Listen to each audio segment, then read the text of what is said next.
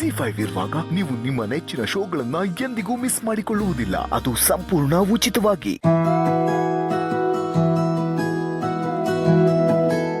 ಅಣ್ಣ ಅಣ್ಣ ಅಣ್ಣ, ಒಂದ್ ನಿಮಿಷ ಅಲ್ಲೇ ಇರು, ಒಳಗ್ ಬರ್ಬೇಡ.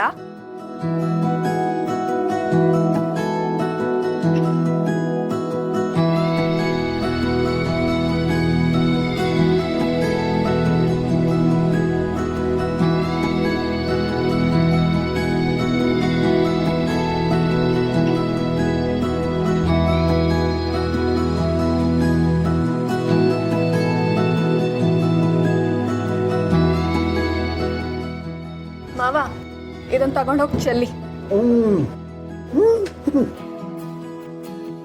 ಅಣ್ಣ ಒಂದ್ ನಿಮಿಷ ಇಲ್ಲೇ ಇರು. ಅಯ್ಯ, ಏನ್ ಮಾಡಕ್ ಹೊರಟಿದ್ದಾಳೆ ಇವಳು? ಏನ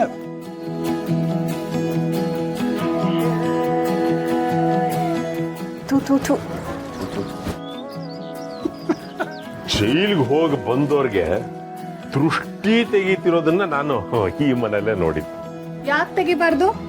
ಈಗಿನ ಕಾಲದಲ್ಲಿ ಜೈಲಿಗೆ ಹೋಗಿ ಬಂದವರೆಲ್ಲ ಎಷ್ಟೊಂದ್ ಜನ ದೊಡ್ಡ ದೊಡ್ಡ ವ್ಯಕ್ತಿಗಳಾಗ್ತಿದಾರೆ ಗೊತ್ತಾ? ಅಯ್ಯೋ, ಆ ಲಿಸ್ಟಿಗೆ ನಮ್ಮ ದಂಡಪಿಂಡ ಸೇರಿಸ್ಬೇಡಮ್ಮ. ಈಗಿನ ಕಾಲದಲ್ಲಿ ಜೈಲ್ಗೆ ಹೋಗಿ ಬರೋವ್ರ ಬಗ್ಗೆ ನನಗೇನು ಗೊತ್ತಿಲ್ಲ. ಆದರೆ ನಮ್ಮ ಕಾಲದಲ್ಲಿ ಅಂದ್ರೆ ಸ್ವಾತಂತ್ರ್ಯ ಬರೋದಕ್ಕೆ ಮುಂಚೆ ಯಾರಾದರೂ ಜೈಲಿಗೆ ಹೋಗಿ ಬಂದ್ರು ಅಂತಂದ್ರೆ ಅವರು ದೇಶ ಪ್ರೇಮಿಗಳು, ದೇಶಕ್ಕೋಸ್ಕರ ತ್ಯಾಗ ಮಾಡಿರೋರು ಅಂತ ಹೇಳ್ತಾ ಇದ್ರು. ಈಗಿನವ್ರ ಬಗ್ಗೆ ನನಗೆ ಗೊತ್ತಿಲ್ಲಮ್ಮ. ಆದರೆ ನನ್ನ ಮೊಮ್ಮಗ ತನ್ನ ತಂಗಿಗೋಸ್ಕರ ತನ್ನ ಸಂತೋಷನೇ ತ್ಯಾಗ ಮಾಡಿ ಜೈಲಿಗೆ ಹೋಗಿರೋ. ಈ ಗುಣನೇ ಅವನನ್ನ ಇಷ್ಟು ದೊಡ್ಡ ವ್ಯಕ್ತಿಯನ್ನಾಗಿ ಮಾಡಿರೋದು. ತಾತ, ನಾನೇನಂತ ದೊಡ್ಡ ವ್ಯಕ್ತಿ ಅಲ್ಲ. ನಾನು ಯಾವತ್ತಿದ್ರೂ ನಿಮ್ಮ ಮುಂದೆ ಚಿಕ್ಕವನು. ಹಾಗೆ ಹೇಳ್ಕೊಳ್ಳೋದು ನಿನ್ನ ದೊಡ್ಡ ಗುಣ. ಬಾ ಬಾ ಬಾ.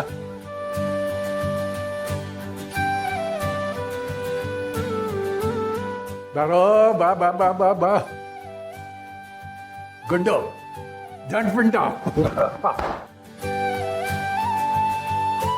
ಅಣ್ಣ ಹೇಗಿದ್ಯಾ ಅಣ್ಣ? ವಿಧಿ ಹೇಗೆಲ್ಲ ಆಟಾಡ್ಸ್ಬಿಡ್ತು ನೋಡು. ಅಮ್ಮನೇ ನಿನ್ ವಿರುದ್ಧ ಸಾಕ್ಷಿ ಹೇಳೋ ತರ ಆಗೋಗಿತ್ತು. ಆಗಂತೂ ನಮ್ಗೆಲ್ಲ ಎಷ್ಟು ಭಯ ಆಗಿತ್ತು ಗೊತ್ತಾ? ನೀನು ವಾಪಸ್ ಬರ್ತೀಯೋ ಇಲ್ವೋ ಅನ್ನೋ ಆತಂಕ ಒಂದ್ ಕಡೆ, ಸಿರಿ ದುಃಖ ಇನ್ನೊಂದ್ ಕಡೆ. ಅದನ್ನೆಲ್ಲ ಈಗ ನೆನೆಸ್ಕೊಂಡ್ರು ಕಣ್ಣಲ್ಲಿ ನೀರು ಬರುತ್ತೆ.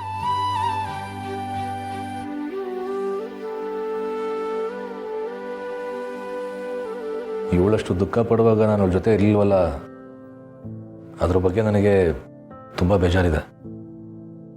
ಹೌದು ಸಮರ್ಥ, ನಿನ್ನ ಹೆಂಡತಿ ಕಷ್ಟದಲ್ಲಿರೋವಾಗ ನಿನಗೆ ಅವಳ ಜೊತೆಯಲ್ಲಿ ಇರೋದಕ್ಕಾಗದೆ ನಿನ್ನನ್ನು ನೀನೇ ತ್ಯಾಗ ಮಾಡ್ಕೊಂಡಿದ್ಯಲ್ಲ.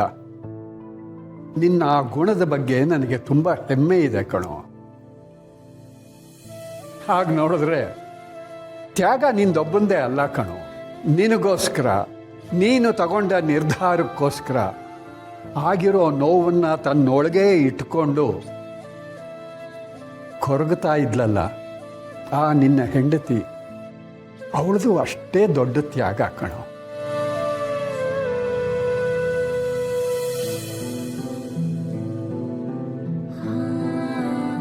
ಬಾ.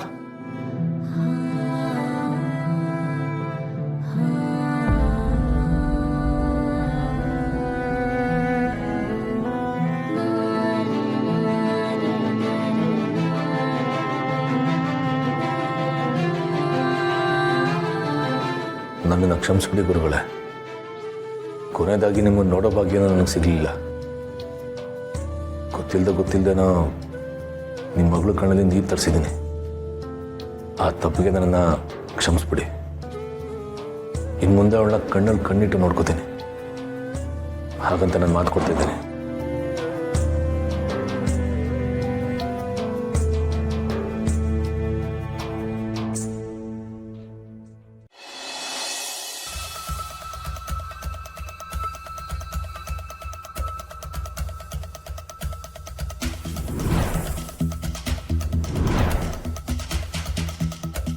ಯಾಕೆ ಹಸು ತಡೆಯೋಕ್ಕಾಗ್ತಿಲ್ವ ಶಾರ್ವರಿ?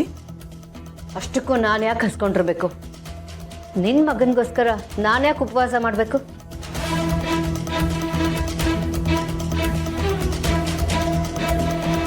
ನೀನು ಉಪವಾಸ ಮಾಡಲ್ಲ ಅನ್ನೋದು ನನಗೆ ಚೆನ್ನಾಗಿ ಗೊತ್ತು. ನೀನು ಬೆಳಗಿಂದ ಏನೇನು ತರಿಸ್ಕೊಂಡು ತಿಂದಿದ್ಯಾ ಅನ್ನೋದು ಗೊತ್ತು. ಅವಿ ಪಾಪುಗೋಸ್ಕರ ಉಪವಾಸ ಮಾಡಿದ್ರಲ್ಲಿ ನಿಷ್ಠೆ ಇತ್ತು. ಅಣ್ಣಂಗೆ ಶಿಕ್ಷೆ ಆಗಬಾರ್ದು ಅಂತ ಅಭಿ, ತಮ್ಮ ಆಚೆ ಬರಬೇಕು ಅಂತ ಅವಿ. ಅದಕ್ಕೆ ಅವ್ರ ದೇವ್ರನ್ನ ಬೇಡ್ಕೊಂಡಿದ್ರಲ್ಲಿ ಅರ್ಥ ಇತ್ತು. ಅದಕ್ಕೆ ಪ್ರತಿಫಲನೂ ಸಿಕ್ತು. ನಿಷ್ಕಲ್ಮಶ ಮನ್ಸಿರೋರ್ಗೆ ದೇವರು ಒಳ್ಳೆ ದಾರಿನೇ ತೋರಿಸ್ತಾನೆ. ಆದರೆ ಕಲ್ಮಶ ತುಂಬಿಕೊಂಡಿರೋ ನಿನ್ನಂಥವ್ರಿಗೆ ದೇವ್ರು ಬೇರೆ ದಾರಿನೇ ತೋರಿಸ್ತಾನೆ. ಇನ್ನು ಸ್ವಲ್ಪ ದಿನದಲ್ಲೇ ನಿಜವಾಗ್ಲೂ ಆಕ್ಸಿಡೆಂಟ್ ಮಾಡಿದವ್ರಿಗೆ ಶಿಕ್ಷೆ ಆಗತ್ತಲ್ವಾ? ಆಗ್ಲಾದರೂ ನಿನಗೆ ಭಯ ಭಕ್ತಿ ಬರುತ್ತೇನೋ ನೋಡೋಣ. ಈ ಮಾತನ್ನ ಆಕ್ಸಿಡೆಂಟ್ ಮಾಡಿರೋರಿಗೆ ಹೇಳು, ನನಗೆ ಯಾಕೆ ಹೇಳ್ತಿದ್ಯಾ? ಕುಂಬಳಕಾಯಿ ಕಳ್ಳ ಅಂದರೆ ಹೆಗಲ್ ಮುಟ್ಟು ನೋಡಿದ್ನಂತೆ. ಯಾಕೆ ಶಾರ್ವರಿ, ಆಕ್ಸಿಡೆಂಟ್ ಮಾಡಿದ್ ನೀನೇನಾ?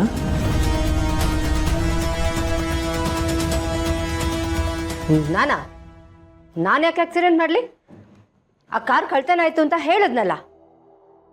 ಸುಮ್ಮನೆ ಈ ರೀತಿ ನನ್ನ ಹತ್ರ ಬಂದು ಮಾತಾಡೋ ಬದಲು ಆಕ್ಸಿಡೆಂಟ್ ಮಾಡಿದ್ದು ಯಾರು ಅನ್ನೋದನ್ನಾದ್ರೂ ಹುಡುಕು, ಸಿಗ್ತಾರಂತ ನಾನು ನೋಡ್ತೀನಿ.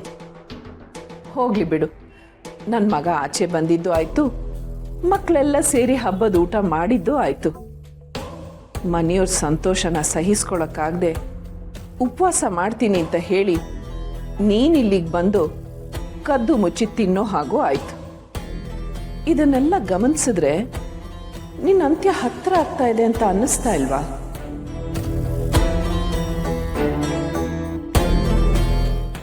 ಅದ್ರ ಬಗ್ಗೆ ಯೋಚನೆ ಮಾಡು.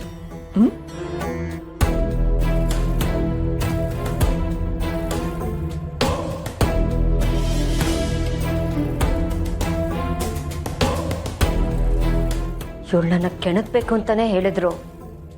ಇವಳ ಮಾತಲ್ಲಿ ಸತ್ಯ ಇದೆ. ಈ ಮನೇಲಿ ನಾನು ಅಂದ್ಕೊಂಡಿದ್ದು ಯಾವುದು ನಡೀತಾ ಇಲ್ಲ, ಎಲ್ಲ ನನ್ನ ವಿರುದ್ಧವಾಗೇ ನಡೀತಾ ಇದೆ. ಇಷ್ಟು ವರ್ಷದಿಂದ ತಂದೆ ಮಕ್ಕಳು ಶತ್ರುಗಳ ಥರ ದೂರ ಇರೋ ಥರ ಮಾಡಿದ್ದೆ.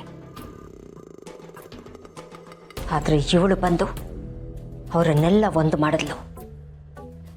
ಸಾಲದು ಅಂತ ಅವಳ ಮಕ್ಕಳನ್ನ ಈ ಮನೆಯವರೆಲ್ಲರೂ ಈ ಮನೆ ಮಕ್ಕಳು ಅನ್ನೋ ಥರ ಒಪ್ಕೊಳ್ಳೋ ಹಾಗೆ ಮಾಡಿದ್ಲು. ಈ ಮನೇಲಿ ನಗು ಸಂತೋಷ ತುಂಬಿ ತುಳುಕ್ತಾ ಇದೆ. ಇಲ್ಲ, ಈ ನಗು ಹೆಚ್ಚು ದಿನ ಇರಬಾರ್ದು. ಇವತ್ತು ನಗ್ನಗ್ತಾ ಇರೋ ಇವರೆಲ್ಲ ನಾಳೆ ದಿನ ನರಳಾಡೋದನ್ನ ನಾನು ನೋಡಬೇಕು. ಈ ಮನೆ ನಂದು ಗೋಕುಲ ಆಗಬಾರ್ದು, ಸ್ಮಶಾನ ಆಗಬೇಕು.